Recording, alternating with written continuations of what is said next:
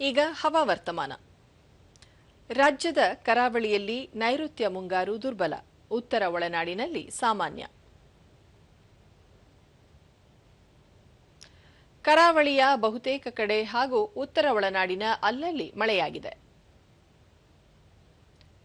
Kota, monkey, Kittur, Bhagamandala, Agumbe 4, Sringeri, Jayapura, Subrahmanya, Sullia, Karkala, Kumta, Kundapura, Brahmavar 3, Joida, Siddapura, Udupi, Shaktinagar, Belthangady, Mangaluru, Raibag, ತಾಳಗುಪ್ಪದಲ್ಲಿ 2 centimetre ಮಳೆಯಾಗಿದೆ.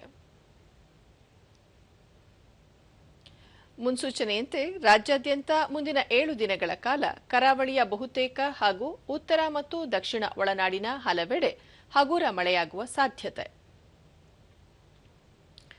ಬೆಂಗಳೂರು ಸುತ್ತಮುತ್ತ ಸಾಮಾನ್ಯ ಮೋಡ ಕವಿದ ವಾತಾವರಣ, ಸಂಜೆಯ ವೇಳೆಗೆ ಹಗುರ ಮಳೆ ಸಾಧ್ಯತೆ. ಗರಿಷ್ಠ 29, ಕನಿಷ್ಠ 20 ಡಿಗ್ರಿ ಸೆಲ್ಸಿಯಸ್ ತಾಪಮಾನ ದಾಖಲು ಸಂಭವ.